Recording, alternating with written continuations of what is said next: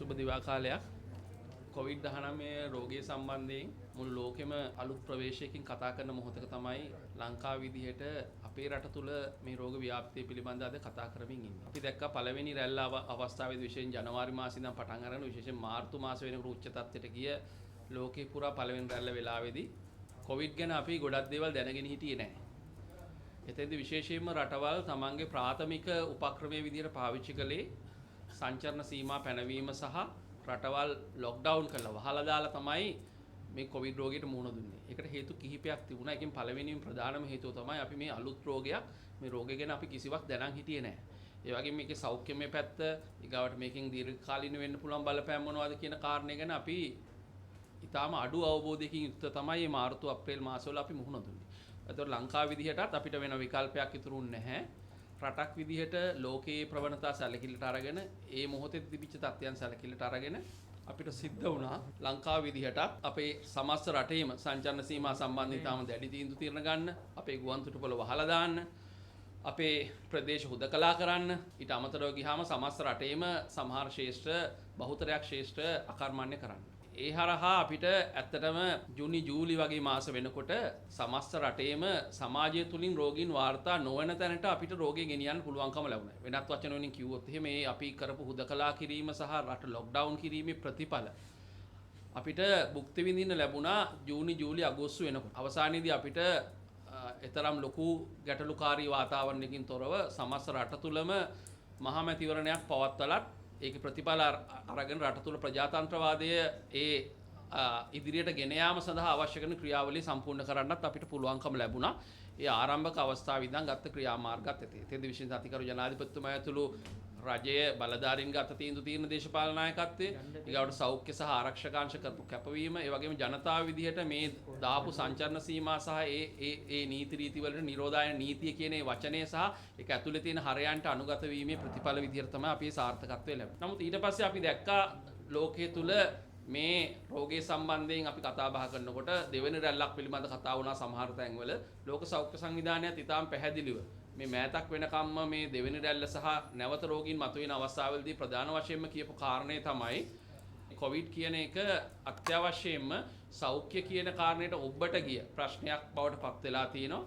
අනිත් එක්ක කොවිඩ් අවුරුද්දකින්ද දෙකකින්ද තුනකින්ද නිමා වෙන්නේ කියන එක ගැන අපිට ගැටලුවක් තියෙනවා. ඒ නිසා විශේෂයෙන්ම මේ සෞඛ්‍යමය සාධක වලට එහා ගිහිල්ලා බහුවිධ සාධක ගන්න ආර්ථිකමය සමාජමය සහ මෙන්න මේ කියන සාධක සියල්ල එකතු කළා රටක් විදියට තීරණ ගැනීම හරහා තමයි සාර්ථකත්වය ලබන්නේ කියලා. ඒත් අපි පහුගිය කාලය තුල ඒ සම්බන්ධයෙන් කටයුතු සිද්ධ වුණා. විශේෂයෙන් අපේ රට තුලත් අපිත් ඒ අවස්ථාවේදී දෙවෙනි වටේදී අපි කිව්ව දේ තමයි මේ රට වැහෙන්නේ නැති වෙන්න ගත යුතු ක්‍රියාමාර්ග ගැනීම. ඒ වගේම අත්‍යවශ්‍ය විදිහට අපි මේ මොහොතේදී ගත යුතු ක්‍රියාමාර්ග වලට මේ කොවිඩ් පාලනයේදී ගත යුතු ක්‍රියාමාර්ග වලට අනුගත වීම තමයි වෙන්න ඕනේ. සංචරණ සීමාව කියන්නේ අපේ ප්‍රාථමික උපක්‍රමයක් විදිහට පාවිච්චි කිරීම සම්බන්ධයෙන් දෙපාරක් හිතන්න ඕන කියන කාරණය. නමුත් දැන් නැවත අපි ලෝකයේ තුල ප්‍රවණතාවයක් මතුවලා තියෙනවා. විශේෂයෙන්ම යුරෝපයේ තුල අලුත් ස්ට්‍රේන්ස්, අලුත් කොවිඩ් ප්‍රභේද, අලුත් වෛරස් ප්‍රභේද නිර්මාණය වීමත් සහ ඊට අමතරව ඊටාම ශීඝ්‍ර ව්‍යාප්තියත් එක්ක නැවත රටවල් නැවත සලකා බලමින් ඉන්නවා සංචරණ සීමාවලට ප්‍රමුඛතාව ලබා දීම කෙරෙහි. යුරෝපීය රටවල් ගණනාවක් අද වෙනකොට දැන් එංගලන්තයේ මේ වෙනකොට සංචරණ සීමා පවරලා අද සමස්ත රට ලොක්ඩවුන් කරනවා, ස්කොට්ලන්තයේ ලොක්ඩවුන් කරනවා, ජර්මනිය තුල සංචරණ සීමා පැනවෙනවා. කොවිඩ් මීට කලින් හොඳටම පාලනය කරපු රටවල් වල පවා ඕස්ට්‍රේලියාවේ සිඩ්නි නගරය ආශ්‍රිතව ඊගාවට දකුණු කොරියාව වගේ රටවල් වල, කාම්බෝජය වගේ රටවල් වල, තායිලන්තය වගේ රටවල් වල නැවත වටේකින් කොවිඩ් හිස වෙසවීම ඉතාම භයානක තත්ත්වයක් විදිහට දකිනවා. ඒ නිසා විශේෂයෙන් මේ ලෝක ප්‍රවණතා අධ්‍යයනය කරමින් අපේ රටට මේ මොහොතට ගැළපෙන ක්‍රමවේද හඳුනා ගනිමින් අපි ඉදිරියට ගමන් කිරීම තමයි අත්‍යවශ්‍ය වෙන්නේ. මොකද මේ මොහොතේත් අපි යෝජනා කරන්නේ රට සමස්ත රට වැහෙන විදිහට. දැන් එංගලන්තයට රට වහන්න සිද්ධ වුණා. ඊගාවට සිඩ්නි වලට මේ ප්‍රදේශ වහන්න සිද්ධ වුණා. එතකොට අනිත් දකුණු කොරියාව වගේ රටවල් වලට එතෙන්ට යමින් සිටිනවා. ඊගාවට ජර්මනිය වගේ රටවල් රට වහන්න සිද්ධ වුණා. අපි කියන්නේ රට සමස්ත රට වැහෙන එක නවත්තන්න. මොකද අපි කවුරුවත් කැමති නැහැ රටක් වැහෙනවට. ඒක රටේ සමස්ත ජන ජීවිතය තමයි අකාර්මණ්‍ය වෙන්නේ. කාගේ හැමෝගෙම ජීවිකාව ජන ජීවිතය තමයි එතනින් බාධා එල්ල වෙන්නේ. ඒ නිසා එතෙන්ට යන්න නැති වෙන්න මේ මොහොතේදී අපි ගත යුතු ක්‍රියාමාර්ග සම්බන්ධයෙන් මීට වඩා ගැඹුරින් අපි අධ්‍යයනය කළ යුතුයි කියලා කියනවා. එතෙන්දී වසංගත රෝග විද්‍යාංශයට ප්‍රධාන වගකීමක් පැවරෙනවා. මේ මොහොතේදී සෞඛ්‍ය ක්‍රමානුකූලව ගත යුතු සෞඛ්‍ය නිර්දේශ විදියට රජයට දිය හැකි යෝජනා මොනවද කියලා පවතින තත්ත්වයන් සැලකිලිට අරගෙන මේ දත්ත අධ්‍යයනය කළා. දැන් මොකද දෛනිකව අපිට කොවිඩ් රෝගීන් ගාණක් වාර්තා වෙනවා. ඒ රෝගීන්ගේ විෂමතාවයක් අපි දකිනවා දවස ගානේ වාර්තා වෙන ප්‍රමාණයන් තැන් තැන්වල. ඒතර දැන් අලුත් ප්‍රවණතාවයක් දැන් ඊයේ පෙරේද දවස් දෙක ඇතුළත මහනුවර දිස්ත්‍රික්කයේ අසාමාන්‍ය ලෙස රෝගීන් වාර්තා වෙමින් තියෙනවා. නැගෙනහිර පළාතේ අවදානමක් තිබුණා. ඊගාවට බස්නාහිර පළාතේ තියෙන අවදානමේ යම් අඩු වැඩි වීම විචාල වීම එක තමයි අපි ඉස්සරහට යන්නේ.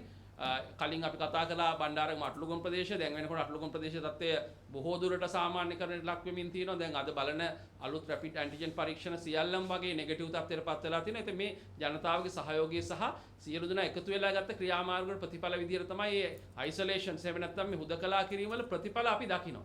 ඒ නිසා අපි මේ දැනට ඒ කරන ප්‍රදේශ වශයෙන් කුඩාම පරිපාලන ඒකකයේ සම්බන්ධයෙන් අපි ගන්න තීරණ වඩා කාර්යක්ෂම කරලා ඉදිරියට ගෙනියා වගේම එක තැනක තියෙන අවදානම තවත් තැනකට සංක්‍රමණය නොවන පරිදි විශේෂයෙන්ම ලෝකෙ ගොඩක් රටවල් මේ වෙනකොට පාවිච්චි කරන් තියෙන නගර අතර සංචාරන සම්බන්ධයෙන් යම් සීමා පැනවීම. ඒතර ඒක සම්බන්ධයෙන් මීට වඩා ගැඹුරින් අපි අධ්‍යයනය කළ යුතුයි අපි යෝජනා කරනවා. එතෙන්ද විශේෂයෙන් බස්නාහිර පළාතෙන් පිට වෙන අය සම්බන්ධයෙන් මේ වෙනකොට ස්ථාන ගණනාවකදී ස්ථාන 11කට වැඩි ගානකදී රැපිඩ් ඇන්ටිජන් පරීක්ෂාවන් සිද්ධ වෙමින් තියෙනවා. දැන් ඊයේ දවස්වලත් 300ක් බලනකොට විවිධ තැන්වල හම්බු ලෙස කරන පරීක්ෂා තියෙනවා.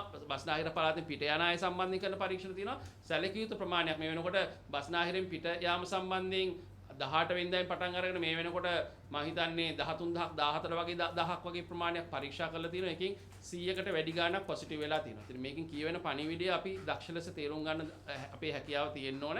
ඒ හරහා අපේ එක තැනකට කේන්ද්‍ර වෙලා තියෙන අවදානම් පිටට ගමන් කිරීම වැළැක්වීම සඳහා උපරිම ක්‍රියාමාර්ග ගැන ගත යුතුයි කියලා රජයේ වෛද්‍යාරික සංඝ විදිහට අපි යෝජනා කරනවා. එතුමනි දැන් ඊයේ දවසේදී බස්නාහිර පළාත් තුළ නොයෙක් තැන්වල රැපිඩ් ටෙස්ට් එකට හම්බු ලෙස අරගෙන දැන් විශේෂයෙන්ම ඊයේ දවසේදී මුඛාවරණ නොමැතිව අනාරක්ෂිත මාර්ගයේ ගමන් කරන කට්ටියව තමයි පරීක්ෂා කරේ. දැන් කොළඹ ගත්තොත් කොළඹ නගරයේදී ඒ විදිහට මුඛාවරණ නැතුව යන 17 දෙනෙක් පරීක්ෂා කරද්දී එයින් දෙන්නෙක්ම පොසිටිව්. එතකොට දැන් අපිට පේන විදිහට මේ අවස්ථාවේ දැන් මේ කොරෝනා රෝගීන් පාරේ යනවා අඩුම ගානේ මුඛාවරණයක්වත් නැතුව. එතකොට මේ කියන්නේ යම් තවමත් බරපතල අවදානම් තත්ත්වයක් නේද තියෙන්නේ. මේ හරහා කතන්දර දෙකක් කියවෙනවා. එකක් බලධාරීන්ට පණිවිඩයක් දෙනවා. අනිත් පැත්තෙන් ජනතාවට පණිවිඩයක් දෙනවා. බලධාරීන්ට දෙන පණිවිඩය තමයි දැන් අපි දිගටම කතා කළානේ මේ සමාජය තුලින් රෝගීන් වාර්තා වීම සහ සමාජ ව්‍යාප්තිය කියන එක. දැන් වසංගත රෝග විද්‍යාංශ දිගටම කියන්නේ සමාජ ව්‍යාප්තියක් නැහැයි කියලානේ. ඒතර ඒගොල්ලෝ ගාව දත්ත තියෙන හින්දා අපිටත් ඒක පිළිගන්න සිද්ධ වෙනවා.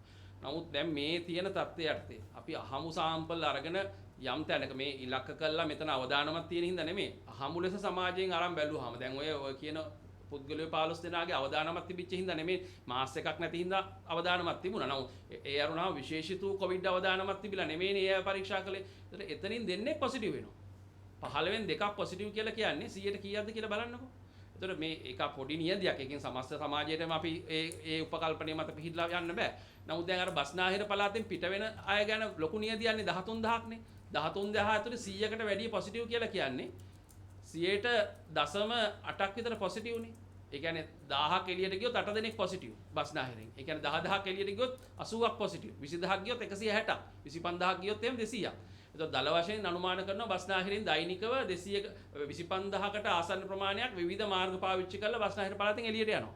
එතකොට දල වශයෙන් අපි එතකොට අර උපකල්පනයේ අර ලොකු නියදියක් නිසා අපි සමස්ත ජනගහනයට ආදේශ කළොත් එහෙම අපිට අහුවෙන්නේ නැතුව 200ක වගේ පිරිසක් බස්නාහිරෙන් එළියට යනවා. එතකොට අවදානම කොහෙට ගමන් කරන්නේ කියන එක පැහැදිලි. අනිත් පැත්තෙන් ඔබ කියන ප්‍රශ්නෙත් එක්ක අපිට බලධාරීන්ට දෙන්න තියෙන පණිවිඩය තමයි මේවා alarming signs. එහෙම නැත්නම් මේවා අපි අපේ අවධානය මොකද ඒ හින්දාම තමයි මේ පරීක්ෂණ කරන්නේ. අවදානමක් හඳුනා ගන්න ඒ සඳහා යන ගමනේ එක්තරා සම්දිස්ථාන විදිහට තමයි මේවා අපි හඳුනාගන්නමින් තියෙන්නේ. නමුත් අපි තීරණ ගැනීමේ ක්‍රියාවලිය මීට වඩා කාර්යක්ෂම වෙන්න ඕන කියලා අපි විශ්වාස කරනවා. ඔය දැන් එන ප්‍රතිඵලම පිටලා අපි තීරණ ගන්නත් ඕනනේ. ඒ නිසා එක පැත්තකින් බලධාරීන්ට පණිවිඩයක් යනවා.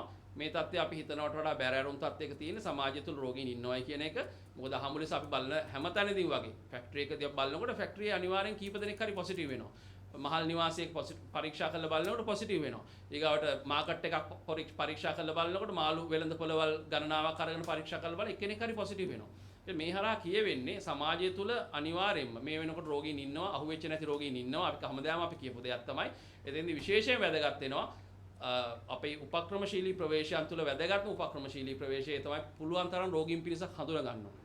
එතකොට තමයි රෝගීන් සමාජයෙන් අයින් කරන්න පුළුවන්, වෙන් කරන්න පුළුවන්. ඒ සඳහා අපේ PCR කැපැසිටි එක වැඩි කරන්න ඕනේ. නමුත් ඔබ දන්නවද දැන් ඊයේ පෙරේද වෙනකොට අපේ PCR ධාරිතාව කොච්චරද කියලා? දැන් මාධ්‍යමය ගැන කතා කරන්නේ නැහැ. දැන් අපි කිව්වා වසංගත රෝග විද්‍යාංශෙම කිව්වා PCR ධාරිතාව අඩුම ගානේ 20000කට ගෙනියන්න ඕන කියලා. ඔබ හොයලා බලන්න ඊයේ දවසේ PCR කොච්චරක් කළාද කියලා. ඒකෙන් කොළඹ කීයක් කළාද කියලා. දැන් සති දෙකකට කලින් කොළඹ කරපු PCR ගානයි දැන් කරන PCR ගානයි අතර වෙනසක් නැද්ද? සති දෙකකට කලින් සමස්ත රටේ කරපු PCR ගානයි අපි 17000 සීමාවටත් ගියාන් රටක් විදියට PCR. දැන් ඊයේ 10000 නම් කරලා තියෙන්නේ. ඒක සැලකිලිමත් විය යුතු තත්ත්වයක් නේද? 10000කටත් පල්ලෙහා තමයි සමහර දවස්වලට පහුගිය දවස්වල කරලා තියෙන්නේ. මොකද සෞඛ්‍ය අමාත්‍යාංශයේම මේ ඔබ්ස්ට්‍රෝම් එක එහෙම නැත්නම් මෙහෙයුම් මැදිරියේ දත්තපත්‍රිකා අපිට දෛනිකව අපි දකිනවනේ. ඒතර දෛනිකව කරලා තියෙන පරීක්ෂාගාර සහ අපේ කැපැසිටි එක මෙහෙයුම් මැදිරිය කියන පරිදි දැන් 10000ට බැහැලා නම් කොහෙද වැරද්ද දෙලා තියෙන්නේ? ඒතර අපි දැන් අපේ රෝගීන් ගාන අඩු කරගන්න අපි කරමින් ඉන්නේ. PCR ප්‍රමාණය අඩු වීමෙන් රෝගීන් අඩු වෙනවා නම් ඒක අර අපි සැඟවුණු එහෙම නැත්නම් අර අපි මේ අපිට පේන්නේ නැති නොපෙනෙන බෝම්බයක් තමයි මේ දැල්වෙමින් තියෙන්නේ. ඒ නිසා විශේෂයෙන්ම අපි PCR ධාරිතාව උපරිමයේ කරමින් ඒ ප්‍රමාණයේ ධාරිතාව එක්තරා මට්ටමක පවත්වා ගනිමින් තමයි අපි මේ ආවේක්ෂණ ක්‍රියාවලිය පවත්වාගෙන යන්න ඕන. දැන් ඔබ කියන පරිදි දැන් ඉදිරියේදී තව මේ ප්‍රමාණය දැන් අහමු ලෙස බලනකොට තව වැඩි වෙන්න පුළුවන්. අපි මේ PCR ධාරිතාව වැඩි කර රෝගීන් ටික හරියට හඳුනාගත්තේ නැත්තම්. ඒ නිසා විශේෂයෙන්ම අපි ඒ බලධාරීන්ට දුන්න පණිවිඩය මම කිව්වේ මේ තත්ත්වයේ සම්බන්ධයෙන් විශේෂ සැලකිලිමත් වෙන්න. මේ වගේ වෙලාවලදී විශේෂයෙන් ජනතාවට වගේම අපි හැමෝටම වගකීමක් තියෙනවා. මේක ගෝලීය වසංගතයක් මහජන සෞඛ්‍ය උග්‍ර ගැටලුවක්. ඒ තත්ත්වයේ වෙලාවේදී අපි වගකීම් සහගතව හැසිරීම අපි දෙගොල්ලන්ටම වැදගත් වෙනවා. මහජනතාවට දෙන පණිවිඩය තමයි. දැන් ඔබට පේනවා දැන් ඊයේ අපි මේ ආරම්භ කරපු වැඩපිළිවෙලත් එක්ක අපි කොතරම් අවදානම් තැනකද ඉන්නේ කියලා. දැන් සමාජය තුළ ඔබ අහපු පරිදිම කොවිඩ් රෝගීන් නිදහසේ ගමන් කරමින් ඉන්නව අඩුම ගානේ මාස එකක්වත් නැතුව. මේක ඊටාම් බැරෑරුම් තත්ත්වයක්. මේ තත්ත්වයේ දිගින් දිගටම ගමන් කිරීම අපි කොතනින්ද කෙලවර? අපි කොච්චර දැන් මිනිස්සුන්ට කිව්වා. තාමත් අපෙන් කොටසක් මේක සලකන්නේ නැහැ, ගණන් ගන්න නැහැ කියන එක පෙන්눔 කරනවා. මේ නීතියට බයෙන් මේක කළා හරියන්නේ නැහැ. ජනතාව අවබෝධයෙන් මේක කරන්න ඕන. ඒකෙදි ජනමාධ්‍යට වගකීමක් තියෙනවා. ඒකේ සෞඛ්‍ය අමාත්‍යාංශයට වගකීමක් තියෙනවා. ඒකින්ද අපි හැමතිස්සෙම කිව්වේ ජනතාවට මේක බැන බැන ඉඳලා හරියන්නේ නැහැ. රිස්ක් කමියුනිකේෂන් එක අවදානම හරියට sannivedanaya වුණොත් තමයි ජනතාව හැසිරෙන්නේ. අවදානම sannivedanaya කිරීමේදී ආරම්භයේ ඉඳන් අද දක්වා අපේ තියෙන දුර්වලතාවයන් මහ ජනතාව මේ විදිහට හැසිරෙන්න හේතු වෙලා තියෙනවා. ඒ නිසා විශේෂයෙන්ම ජනතාවට ඒ ප්‍රදේශ සම්බන්ධ තියෙන අවදානම, ඊගාවට ඒ ප්‍රදේශ වලින් එළියට තියෙන අවදානම හරි විදිහට sannivedanaya කිරීම හරහා මේ ප්‍රශ්නේ මීට වඩා සරල කරගන්න අපිට පුළුවන්. මීට වඩා මිනිස්සුන්ව මෙතෙන්ට ගමන් කරවන්න එහෙම නැත්නම් අවබෝධයෙන් යුක්තව මෙතෙන්ට හැසිරෙන්න අපිට උදව් කරන්න පුළුවන්. ඒකෙදි බලධාරීන් විදිහට හිතන්න ඕන මොකද්ද අපෙන් වෙච්ච අඩුපාඩු. ඇයි මිනිස්සු මේ විදිහට හැසිරෙන්නේ? ඊගාවට මිනිස්සු විදිහට ප්‍රජාව විදිහට අපි හිතන්න ඕන අපි වෙනුවෙන් නෙමෙයි අපේ පවුල වෙනුවෙන් අපේ ගම වෙනුවෙන් අපේ රට වෙනුවෙන් අපිට මේ මොහොතේ වගකීමක් යුතුකමක් තියෙනවා. ඒ වගකීම යුතුකම තමයි මේ වෙලාවේ දීලා තියෙන සෞඛ්‍ය මාර්ගෝපදේශත් එක්ක ගත කරන්නේ. ඒකත් එක්ක ගත කරන්නේ නැත්නම් ඒ හරහා සමස්ත රටම තමයි අනාරක්ෂිත වෙන්නේ. මේ දෙපැත්තටම මේ ඊයේ දවස් සිදුවීම හරහා පණිවිඩයක් එනවා. දෙපැත්තම මේක හරියට ග්‍රහණය කරගත්තොත් අනාගතයේ සුබදායි කරගන්න පුළුවන්. නැත්නම් අපිට කොවිඩ් වලට ජයග්‍රහණය දීලා බලාගෙන ඉන්න තමයි සිද්ධ වෙන්නේ. මම හිතන්නේ මේ සමාජ ව්‍යාප්තිය සමාජගත වීම කියන වචන අද දැන් සමහර වෙලාවට නිකන් විහිළුවට ලක් වෙන තැනට ගිහිල්ලා තියෙනවා. ඒ නිසා අපි මම හිතන්නේ මේ වචනවල එල්ලිලා ඉන්න ඕනේ නැහැ. පැහැදිලිවම සමාජය තුලින් තමයි රෝගීන් වාර්තා වෙන්නේ. ඒ නිසා සමාජය තුලින් රෝගී වාර්තා වෙනවා කියලා කියන්නේ අපි ඉදිරියේ ඕනම කෙනෙක් කොවිඩ් රෝගියෙක් විය හැකි. එන්නේ කියන මානසිකත්වයෙන් යුක්තව අපි කොවිඩ් හදාගන්නේ නැතුව අපිට අපෙන් අනිත් අයට කොවිඩ් බෝ කරන්නේ නැතුව ගත කරන්න අපි මූලික සෞඛ්‍ය පුරුදු කියලා දීලා තියෙනවා. අත් සෝදන්න කියලා තියෙනවා, මූණු ආවරණය නිවැරදිව පාවිච්චි කරන්න කියලා තියෙනවා, මීටරේ දුර තියාගන්න කියලා තියෙනවා, අනවශ්‍ය ගමන් බිමන් සීමා කරන්න කියලා තියෙනවා, ප්‍රදේශයක අවදානම තියෙනවා නම් ඒ අවදානම සැන්තැන් වලට ව්‍යාප්ත කරන්න එපා කියලා තියෙනවා. වැඩිහිටියන්ව සහ විශේෂයෙන්ම අවදානම් කණ්ඩායම් ටික විශේෂයෙන් රැක බලා ගන්න, ඒ හරහා මරණ සංඛ්‍යාව අවම කරගන්න අවශ්‍ය කටයුතු කරන්න කියලා අපි කියලා තියෙනවා. මේ ටික හරියට පිළිපැද්දොත් වෛරස් ස්ට්‍රේන්ස් තව කීයක් ආව අපි මේ මූලික සෞඛ්‍ය හුරු පුරුදුත් එක්ක ගත කරන්න අපේ සමාජයේ බහුතරයකට හැකියාව තියෙනවා. සුළුතරයක් එහෙම හැසිරෙනවා නම් ඒ පිරිසත් අපේ පැත්තට දාගෙන ඉදිරියට ගමන් කරන්න පුළුවන්. ඒකට විරුද්ධ වෙලා කවුරු හරි මාස්ක් එකක් නැතුව Taman ළඟට ආවොත් ඒකට විරුද්ධ වෙන්න. ඒ පුරුද්ද ඇති කරගන්න. දැන් අපිට මේ පුරුදු මේ චර්යාවන් එක්කනේ මේ වෙන්නේ.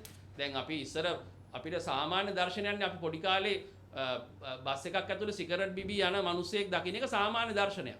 නමුත් අද අපි සමාජයක් විදිහට අපේ ආකල්ප වෙනස් කරගෙන තිනවා. බස් රථයක් තුල දුම් වැටියක් දුම්බොමින් කෙනෙක් යනවනම් ඒකට විරෝධය දක්වන්න පිරිසක් අද ඉදිරිපත් වෙනවා. ඒ වගේම මුවාවරණය නැතුව ඔබ ඉදිරියේ ඉන්නවනම් බස් රථේ ඉන්නවනම් ඔබ ඉන්න තැන ඉන්නවනම් ඒකට විරුද්ධ වීම ඔබට තියෙන අයිතියක්. ඒ නිසා මේ අයිතිය පාවිච්චි කරන්න ඒ හරහා සමාජයත් හරි තැනට ගෙනහිල්ලා ඔබත් ආරක්ෂා වෙලා ඔබගෙන් සමාජයට අවදානමක් නැති කරගෙන අපිට ඉස්සරහට යන්න පුළුවන්කම ලැබුණොත් මේ සමාජය තුළ රෝග ව්‍යාප්තිය පාලනය කරගන්න පුළුවන්. නමුත් අද දැන් ඇති වෙලා තියෙන තත්ත්වය තමයි අනිවාර්යයෙන්ම සමාජය තුළින් තමයි රෝගීන් වාර්තා වෙන්නේ. ඒක දවස ගානේ වැඩි වෙමින් තියෙනවා. නමුත් අර වසංගත රෝග විද්‍යාංශය කියන සමාජ ව්‍යාප්තිය කියන තාක්ෂණික කාරණේ සම්බන්ධයෙන් ඇත්තටම ඒ අය කියන මතයට අපිට එකඟ වෙන්න සිද්ධ වෙනවා. මොකද අපිට ඒක බාහිරව පෙනුනේ නැතුණාට ඒ අයගේ අතුලාන්ත තොරතුරුත් එක්ක ඒ අය කියනවා මේ සියලුම රෝගීන් අර මුලින් හම්බ වෙච්ච මිනු අඟුරු පොකුරත් එක්ක යම් මට්ටමකට සම්බන්ධ කරන්න පුළුවන් කියලා. ඉතින් ඒ අය එහෙම කියනවා නම් අපිට ඒක පේන්නේ නැහැ.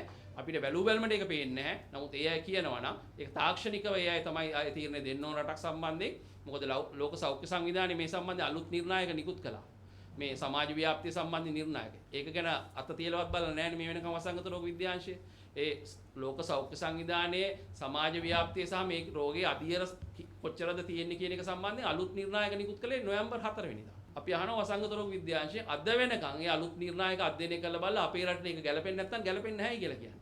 කරුණාකරලා ඒ නිසා මේ රට කොතනද පිහිටලා තියෙන්නේ කියන එක සම්බන්ධයෙන් වසංගත රෝග විද්‍යාංශය රටට හරි පැහැදිලි කිරීමක් කළ යුතුයි කියලා දැනටත් අපි විශ්වාස කරනවා. ශ්‍රී ලංකා මෙඩිකල් ඇසෝසියේෂන් සංගමයේ නිවේදනය නිකුත් කළා තිබුණා කොවිඩ් මරණ නිවේදනය කරන්න කමක් නැහැ කියලා. මේ සම්බන්ධව ශ්‍රී ලංකා වෛද්‍ය සංගමය ශ්‍රී ලංකා මෙඩිකල් ඇසෝසියේෂන් දැන් ගොඩක් දෙනෙක් අපිටත් කතා කරලා ඇහුවා මේ වෛද්‍ය සංගමය ගිහුවාම GMO ගැන මතක් වෙන්නේ.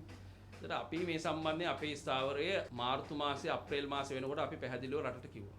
ඒතර වෛද්‍ය සංගමය දැන් ශ්‍රී ලංකා වෛද්‍ය සංගමයේ SLM මේක දැන් මේ විදිහට කිව්වට අපි ඊටාම් පැහැදිලිව මේකද විය යුත්තේ මොකද්ද කියලා කිව්වා.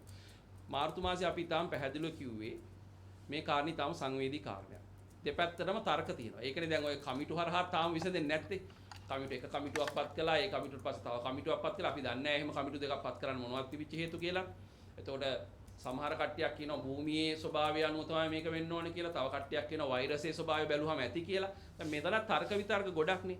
නමුත් අපි විශ්වාස කරනවා දැන් මේ කොවිඩ් රෝගය ප්‍රශස්ත ලෙස ජයගත් රටවල් මේ සංස්කෘතිකමය සාධක වගේම මිනිස්සුගේ චින්තන රටාව අර දියුණු මට්ටමක තියාගෙන මේ ප්‍රශ්න දිහා බැලුවොත් විතරයි මේකෙන් අපිට ගොඩ යන්න පුළුවන් වෙන්නේ. එහෙම නැත්නම් තමන් හිතන අර පටු මානසිකත්වයේ තුල ඉඳගෙන අපි ඊටාම නොදියුණු සංස්කෘතික අංග තුල එල්බිලා ඉඳලා ඒ මානසිකත්වයේ තුල ඉඳලා මේ කාරණේ විග්‍රහ කරන්න ගියොත් එහෙම ඊටාම අමාරු වෙනවා ප්‍රශ්නේ අපිට ජයග්‍රහණය කරන්න. ඒ නිසා අපි එදා කියපු විදිහටම අපි මේ කමිටුව තුළ සිටිය යුතු විශේෂඥයන් කවුද කියලා කිව්වා.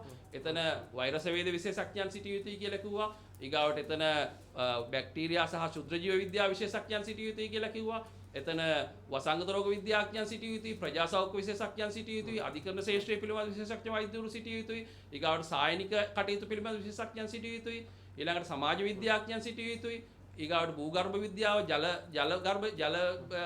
භූගර්භ ජලයේ සම්බන්ධයෙන් විශේෂඥයන් සිටින මේ සියලු දෙනා ඉන්න තැනකින් මේ තීරණය ආවොත් තමයි හැමෝටම පිළිගන්න පුළුවන්. ඒ නිසා අදටත් අපි කියන්නේ මේ කමිටු දෙකක් තියෙනවා නම් කමිටු දෙක වහාම රැස් වෙන්න එකඟතාවයකට එන්න ඒ එකඟතාවය ප්‍රකාශයට පත් කරන ඒ අතරේදී තමයි මේ යම් තාක්ෂණික සාධක සැලකිලිට අරගෙන වෛද්‍ය සංගමය ශ්‍රී ලංකා වෛද්‍ය සංගමය ඊගාවට මම දැක්කා ප්‍රජා සෞඛ්‍ය විශේෂඥයන්ගේ සංගමය මේ සම්බන්ධ ඒ අයගේ මතය කියලා තිබුණා. ඒ අය එතෙන්දී තර්කානුකූලව සමහර කාරණා ඉදිරිපත් කළා තිබුණා. ඒ නිසා ඒ එක පැත්තක කතාව. තව පැත්තක කතාවක් තියෙනවා මේ වෛරසය ගැන අපි ගොඩක් දේවල් දන්නේ නැහැ. ඒ නිසා ඉදිරියේදී මෙහෙම වෙන්න පුළුවන්. ඒ නිසා එහෙම යන්න කියලා. ඉතින් අපි මේ එක කාරණයක්නේ කොවිඩ් වල. අපි මේ කාරණේදී අපි දැන් හොඳම විදිය මොකක්ද කියලා මගෙන් අහුවොත් උත්තරේ ලේසියිනේ. ආදාහනයේද භූමදානයේද වඩාත් ආරක්ෂිත ක්‍රමය මොකක්ද කියලා අහුවොත් හැමෝටම පොදු උත්තරයක් තියෙනවා. සියලු දෙනාට දෙන්න තියෙන පොදු උත්තරය තමයි ආදාහනය තමයි වඩාත්ම සුරක්ෂිත ක්‍රමය කියලා. ඒකනේ අවදානම අඩුම කරන්න පුළුවන් ක්‍රමය. නමුත් එතනින් එහාට ගියාට පස්සේ එන සාධක ගණනාවක් එක තමයි මේ භූමදානයේද ආදාහනය කියන එක සම්බන්ධයෙන් අද සමාජ සංවාදයක් ඇතුළත. හින්දා තමයි අනිත් පැත්තෙන් එන තර්කය ලෝක සෞඛ්‍ය සංවිධානය නිර්දේශ කරලා තියෙනවා දෙකම තමන්ගේ රටට ගැලපෙන විදිහට පාවිච්චි කරන්න කියලා.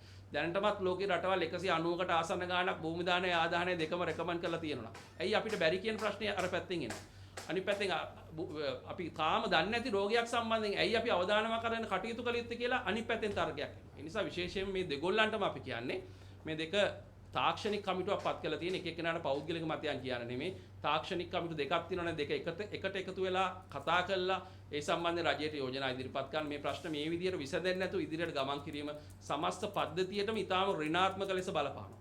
මේ ඍණාත්මක බලපෑම මොකද මේක මහජන සෞඛ්‍ය ගැටලුවක්. අපි අමතක කරන්න හොඳ නැහැ අපි මෙච්චර දවසක් මහජන සෞඛ්‍ය ගැටලු ජයගත්ත රටක්.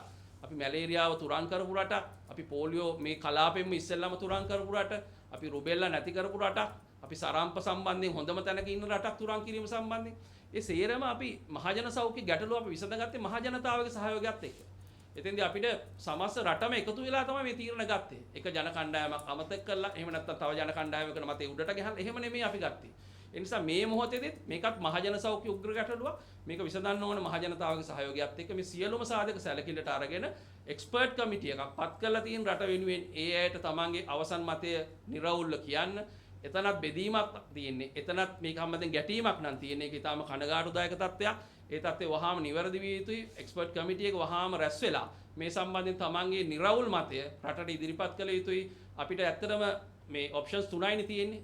එකක් මෙච්චර දවසක් තිබිච්ච විදිහට ආදාහනේ විතරයි කියලා ස්ථිර තීරණයක් දෙනවා. ඒතකොට ඒකට ගරු කරන්න අපි හැමෝම දැනගන්න ඕන. එක්ස්පර්ට් කමිටි එකෙන් ඒ උත්තරය නම් එන්නේ. දෙවෙනියට කියන්න පුළුවන් නෑ කිසි ප්‍රශ්නයක් නෑ මේ ලෙඩේ ගැන අපි මුලින් දැනන් හිටපු නැති හින්දා තමයි අපි එහෙම කිව්වේ. දැන් අපි සේරම දන්නවා මේ ලෙඩේ ගැන. ඒ හින්දා නිදහසේ ඕන කෙනෙක් භූමි දාන කරගන්න ඕන කෙනෙක් ආදාහනය කරගන්න කියලා ඕනනම් කියන්න පුළුවන්. නමුත් ඒක කියන්න මං හිතන්නේ වටපිටාව ගැලපෙනවයි කියලා. තුන්වෙනි ඔප්ෂන් එක තමයි ආදාහනය තමයි ගැලපෙනම විදිය. නමුත් මේ තියෙන සාධක සැලකිල්ලට අරගෙන මෙන්න මේ කොන්දේසි යටතේ භූමි දානය කරන්න අවසරයක් අපිට දෙන්න පුළුවන් කියන ඒකනේ තුන්වෙනි එක එන්න පුළුවන්. ඒ ඔප්ෂන් එකනේ. එතකොට මේ තුනෙන් අපේ රටට ගැලපෙන එක. මොකද ලෝක සෞඛ්‍ය සංවිධානය කියන්නේත් නෑ ඒගොල්ලන්ගේ මතේ ගෙඩි පිටින් ගහලා අපේ රට තුල පළපදියම් කරගන්න කියලා. අපේ රටට ගැලපෙන එක. එතෙන්දී සියලුම සාධක සැලකිල්ලට අරගෙන ඊටාම කඩිනමින් ප්‍රකාශයටපත් කළ යුතුයි. මේක එතකොට එක්ස්පර්ට් කමිටි එකට තියෙන රට වෙනුවෙන් තියෙන වගකීමක් ජාතික වගකීමක්. ඒක තවදුරටත් ප්‍රමාද නොකර වහාම ඒක ප්‍රකාශයටපත් කළ යුතුයි. එතකොට සියලුම ආගමික කණ්ඩායම්, සියලුම ජන කණ්ඩායම්, සියලුම දේශපාලන පක්ෂ මේක තවත් ගැටුමක් ප්‍රශ්නයක් බවට පත් කර ගන්න නැතුව එක්ස්පර්ට් කමිටි එකේ මතයට ගරු කළ යුතුයි කියන තැන තමයි රජ්‍ය වෙන්දාරින් සංවිධානය ඉන්නේ. දැන් වෛද්‍ය දැන් මෙතන තියෙන ගැටුවක් ආදාහනය සම්බන්ධයෙන් දැන් මේ ආදාහනය තමයි ලංකාවේ දැන් තියෙන නීතිය. දැන් ඊට පිටේ පරිබාහිරව මේනකොට අපි දැක්කා යම් මාධ්‍ය වලින් කරා වික්ෂුන් වහන්සේලා බව චෝදනා කළා භූමි දාන කටයුතු සිද්ධ වුණා කියලා. සහ යම් කිසි අතපසුවීම් සම්බන්ධව කී කතාවල පුලියපිටිය කොහොමද සිද්ධ වෙච්ච යම් කිසි සිද්ධියක්. දැන් මේ වගේ දැන් මේ භූමි දානය කිරීම හරහා යම් කිසි දෙයක මේ ලවට ඒ කියන්නේ පරිසරයට සිද්ධ වෙලා තියෙනවා. එතකොට ඒකම මේ ආදාහනය කරන්න යන කණ්ඩායම සම්පූර්ණ විසබීජහරණයට ලක් වෙලා තමයි යන්නේ. අපි දකිනවා ඊට පස්සේ සියුම් දා විසබීජහරණය කව කරනවා. දැන් මෙවැනි තත්ත්වයක් තුල දැන් මේ සිදු කර භූමි දාන කටයුතු සම්බන්ධයෙන් මොකක්ද රජයේ වෛද්‍ය රටේ නීතියට ගරු කරන්න හැමෝම දැනගන්න ඕන. දැනට අපේ රටේ නීතිය ආදාහනේ නම් ඒකට පිටින් ගිහිල්ලා වැඩ කරන්න කාටවත් බැහැනේ. ඒ හින්දා මේ රටේ මේ වෙනකොට තියෙන නීතියට ගරු කිරීම තමයි හැමෝගේම වගකීම. නමුත් මෙතන ප්‍රශ්නයක් දැන් ඉතුරු වෙලා තියෙනවා නම් ඒ ප්‍රශ්නයේ විසඳන එක එක්ස්පර්ට් කමිටි එකේ වගකීම. අලුතෙන් තීරණයක් ගන්නවද නැත්නම් කලින් තියෙන තීරණය එන්ඩෝස් කරලා ඒකම තමයි නීතිය කියලා යනවද? මොකද කමිටුව මේකේ තීරණයක් දුන්න පමණින් රටේ නීතිය වෙනස් වෙන්නේ නැහැනේ. කමිටුව තීරණයක් දුන්නත් වෙනසක් වෙනවා නම් ඒකේ බලතල තියෙන සෞඛ්‍ය සේවා අධ්‍යක්ෂක ජෙනරාල් වලට ගැසට් නිවේදනයක් මගින් වෙනස් කරන්න ඕනේ. ඒතකොට කැබිනට් මණ්ඩලයේ තීරණයක් ගත්තත් ඒක හරියන්නේත් නැහැ. සෞඛ්‍ය සේවා අධ්‍යක්ෂක ජෙනරාල් වරයා තමයි ගැසට් නිවේදනය හරහා ප්‍රකාශයටපත් කරන්න ඕනේ. එතකන් රටේ නීතිය තමයි ආදාහනය. ඒතකොට ඔබ මතු කරන ප්‍රශ්නේ ඉතාම වළංගු ප්‍රශ්නයක්.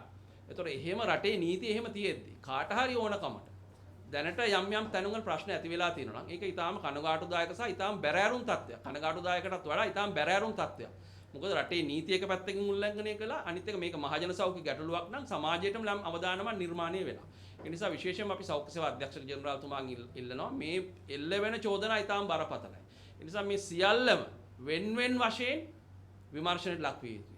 විශේෂයෙන්ම අපි මීට සති කිහිපයකට කලින් ආවා කොල්ලුපිටිය ප්‍රදේශයේ මරණයක් සම්බන්ධයෙන් කොළඹ නගර සභා සීමාවේ මරණයක් සම්බන්ධයෙන් ඊගාවට බේරුවල මේ චෝදනා කිහිපයක් එල්ල වුණා. දැන් ওই කුලියාපිටියේ ඇති වෙච්ච තත්ත්වය විය යුතු තත්ත්වයක් නෙමෙයි. එහෙම වෙලා තියෙනවා නම් ඇත්තටම මොකද්ද උනේ කියන එක අපි හොයලා බලන්න ඕනේ. දැන් ඔය සමහර සිද්ධිවලදී පස්සේ ආරංචි වුණා මේ PCR නෙගටිව් වෙලා ගෙදර ගිය හිටපු අය තමයි නැවත මරණයටපත් වෙලා ආවට පස්සේ ආයෙ PCR පොසිටිව් වෙලා තියෙන්නේ කියලා. ඒතකොට ඒකට තාක්ෂණික පැහැදිලි කිරීම තියෙනවනේ. ඒතකොට මේ පැහැදිලි කිරීම කළා ජනතාව තුළ අවිශ්වාසය ගොඩ නැගෙන පරිදි ගොඩ නොනැගෙන පරිදි කටයුතු කිරීම බලධාරීන් වගේ. මොකද මේ අපි මහජන සෞඛ්‍ය ගැටලුවක් එක්ක ගත කරමින් ඉන්නේ. මහජන සෞඛ්‍ය ගැටලුවේදී අපි කරන දේවල්, අපි කියන දේවල් ගැන මිනිස්සුන්ට විශ්වාසයක් නැති වුණොත්, අපේ පද්ධතිය ගැන විශ්වාසයක් නැති වුණොත්, සෞඛ්‍ය සේවා අධ්‍යක්ෂක ජෙනරාල් වරයාගේ ඉඳන් සෞඛ්‍ය අමාත්‍යාංශය කියන දේවල් ගැන විශ්වාසය නැති වුණොත්, රජයේ වෛද්‍යාරික සංඝ විදිහට අපි කියන දේවල් ගැන විශ්වාසය නැති වුණොත් රටක් කොහොමද ඉස්සරහට යන්නේ? ඒ නිසා විශේෂයෙන්ම අපි සෞඛ්‍ය සේවා අධ්‍යක්ෂක ජෙනරාල් වරයාගෙන් ඉල්ලනවා මේ එල්ල වෙලා තියෙන චෝදනා බරපතලයි. මේ සියල්ල විභාගයට ලක් විය යුතුයි.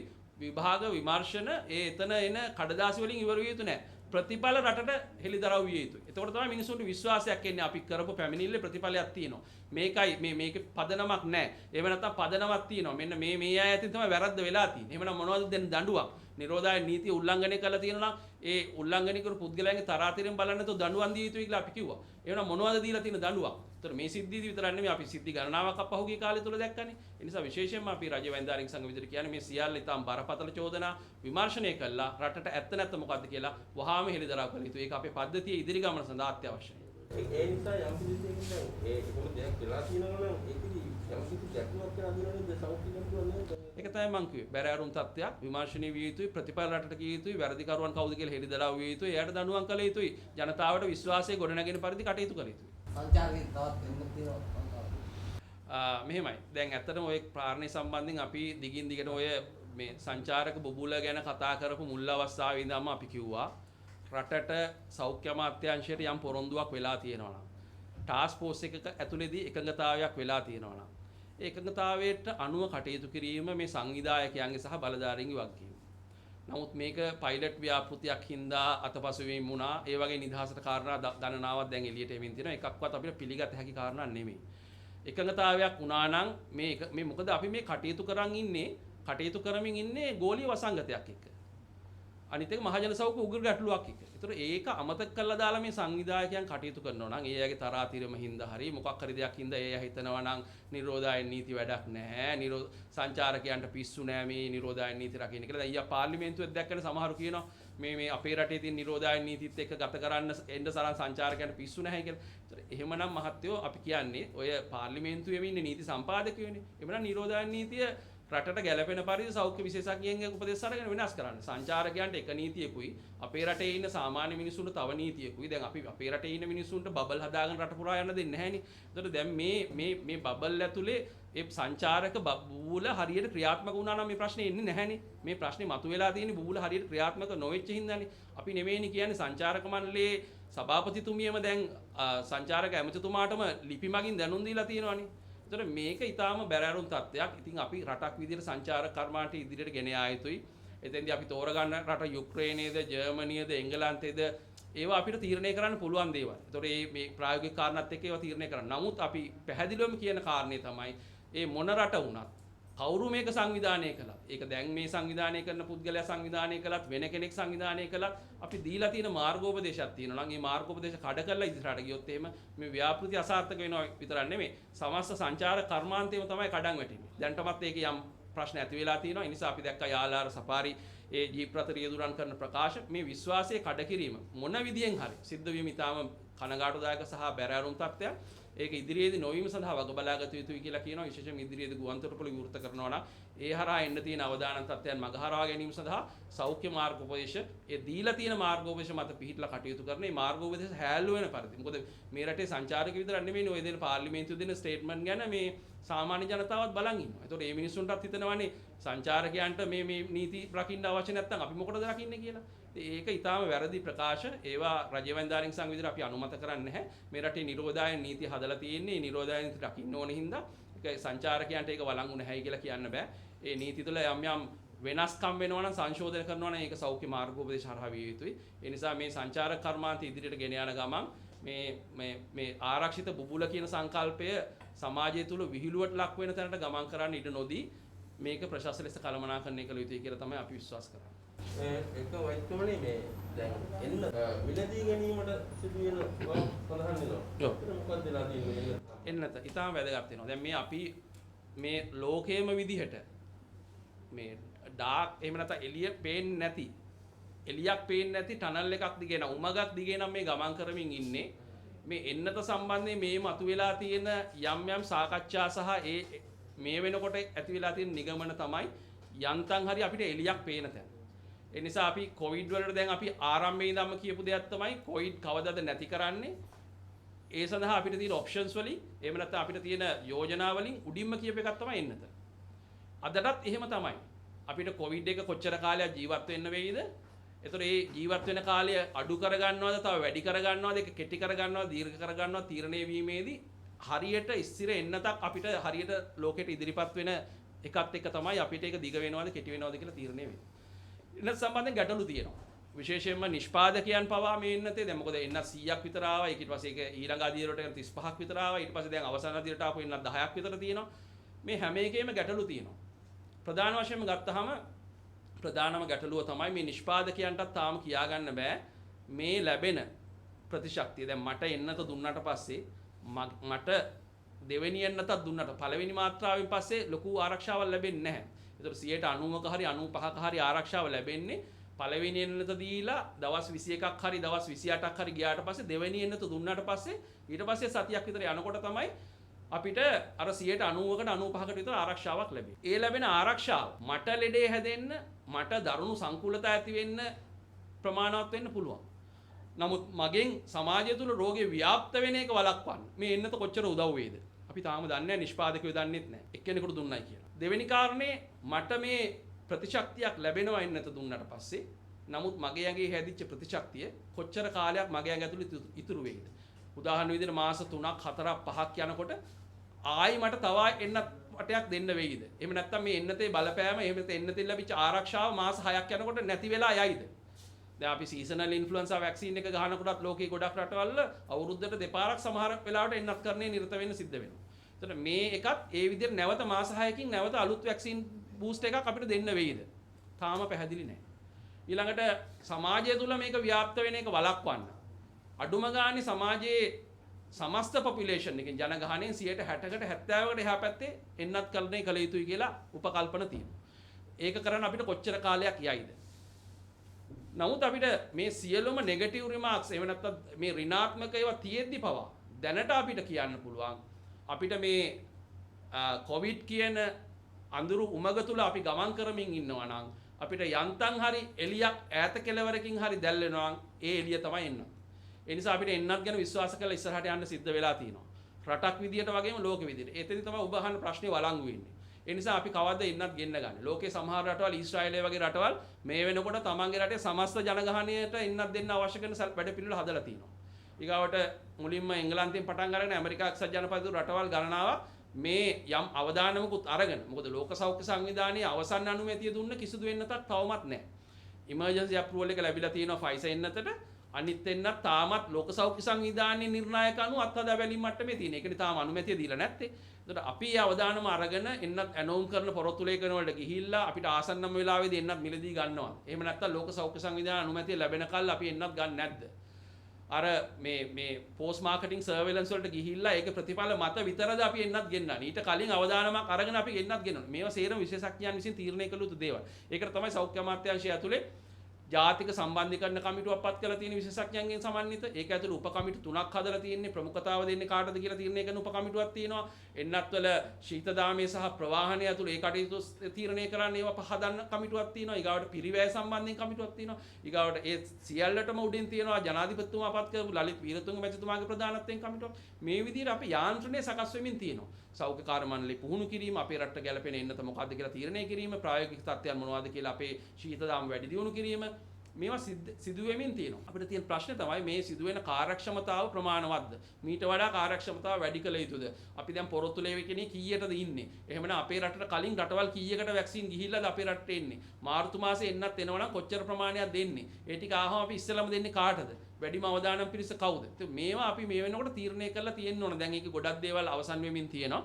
ඒ නිසා බලාපොරොත්තු වෙනවා විශේෂයෙන් මේ සම්බන්ධයෙන් මේ කමිටු විසින් පැහැදිලි කිරීමක් කළා. හැකි ආසන්නතම අවස්ථාවේදී මේ එන්නත් අපිට ලැබෙන පළමු තොගේ ඒකේ ප්‍රමාණය අඩු වෙන්න පුළුවන් අපේ රටට ගෙන්න ගන්න. ඒ වගේම ඉදිරියේදී ඊට පස්සේ පියවරෙන් පියවර අඩුම ගන්න 2021 අවුරුදු ඉවර වෙනකොට අපේ අර හර්ඩ් ඉමුනිටි එක හැදෙන විදිහට එහෙම නැත්නම් සමාජය තුළ බහුතරයකට ප්‍රතිශක්තිය ලැබෙන විදිහට සමාජය තුළ ව්‍යාප්තිය පාලනය කරන විදිහට එන්නත් ලබා දීමේ ක්‍රියාවලිය අපිට අඩුම ගන්න 2021 අවුරුදු ඉවර වෙනකොට කරගන්න පුළුවන් වෙයි කියලා. නමුත් පළවෙනි තොගේ දැන් ඊයේ මම දැක්ක ලලිත් වීරතුංග මැතිතුමා විසින් ප්‍රකාශයක් කරනවා මාර්තු මුල සතිය වෙනකොට ගන්න පුළුවන් වෙයි කියලා. ඒක වුණොත් හොඳයි. ඒ தත්ත්වය වඩා කාර්යක්ෂම කළා අපිට දැනට පේන විසඳුම විදියට පේන එන්නත සම්බන්ධයෙන් කටයුතු කළ යුතුයි. නමුත් අපි මතක තියාගන්න ඕන ප්‍රධාන කාරණේ තමයි ලෝක සෞඛ්‍ය සංවිධානයත් මේ දක්වා කියලා තියෙන කාරණේ තමයි එන්නතක් ආවත් සැලකිය යුතු කාලයක් යනකම්. එන්නත එනකම් කොහොමත් මූලික සෞඛ්‍ය පුරුදුත් එක්ක ගත කරන්න ඕන, අත් සෝදන්න ඕන, මූ ආවරණය පාවිච්චි කරන්න ඕන, මීටරේ දුර තියාගන්න ඕන, අනවශ්‍ය ගමන් බිමන් සීමා කරන්න ඕන. අපි මේ මන්ත්‍රයක් වගේ කියන දේ එන්නත එන්නකම් අනිවාර්යයි මේවා ටික. දැන් එන්නත මාසෙකින්ද දෙකකින්ද එන්නේ කියලා මාස දෙකකින් එන්නේ කියලා ඒව අමතක කරලා බෑ. එන්නතක් අනිවාර්යයි. එන්නත ආවත් අපිට අර සමූහ ප්‍රතිශක්තිය ඇති වෙලා රට තුල රෝග පාලනයක් වෙනවා කියලා යම් උපදේශක් ලැබෙනකම් යම් නිගමනයකට එන්න පුළුවන්කම ලැබෙනවා නම් ඒ දක්වා කාලය තුල අනිවාර්යයෙන්ම මුවාවරණයක් පාවිච්චි කරන එක අක්ෂෝදනයක මීටරේ දුර තියාගෙන ඉන්න එක අනවශ්‍ය ගමන් සීමා කරන එක විය යුතු තත්ත්වයක්. ඒ නිසා එන්නතක් ආවයි කියලා සියලුම ප්‍රශ්න විසඳෙන්නේ නැති වුණාට එන්නතක් හරහා තමයි යම් බලාපොරොත්තුවක් අපිට ඇති වෙලා තියෙන්නේ. ඒ නිසා එන්නත කඩිනමින් ගෙන්නන්න අවශ්‍ය කරන සියලුම ක්‍රියාමාර්ග රටක් විදියට රජයක් විදියට ගත යුතුයි කියලා අපි රාජ්‍ය වෙන්දාරික සංවිධානය විශ්වාස කරනවා.